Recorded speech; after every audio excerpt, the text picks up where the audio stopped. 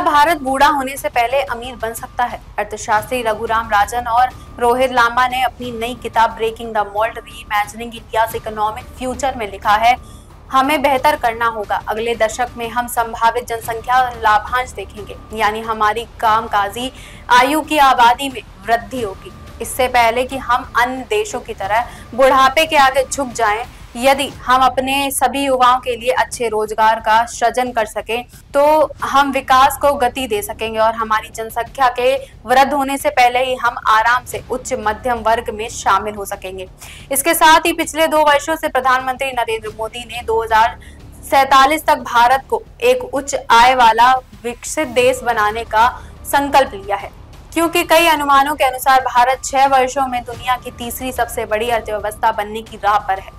विश्व बैंक के अनुसार उच्च आय वाली अर्थव्यवस्थाओं में प्रति व्यक्ति राष्ट्रीय आय किसी देश के लोगों और व्यवसायों द्वारा अर्जित कुल राशि $13,846 या उससे अधिक है। लगभग $2,400 की प्रति व्यक्ति आय के साथ भारत निम्न मध्यम आय वाले देशों में एक है।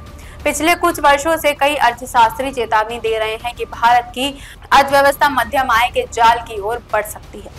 ऐसा तब होता है जब कोई देश आसानी से तेज विकास हासिल करने और उन्नत अर्थव्यवस्थाओं के साथ प्रतिस्पर्धा करने में सक्षम नहीं रह जाता है।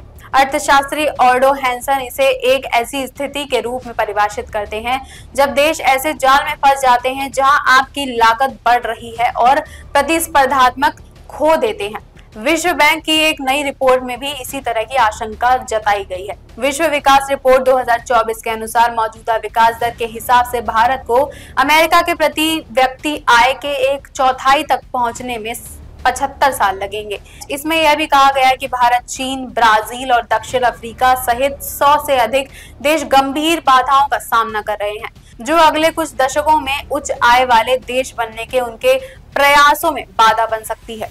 शोधकर्ताओं ने 108 मध्यम आय वाले देशों के आंकड़ों को देखा, जो दुनिया के कुल आर्थिक उत्पाद के 40% और वैश्विक कार्बन उत्सर्जन के लगभग 2/3 के लिए जिम्मेदार है।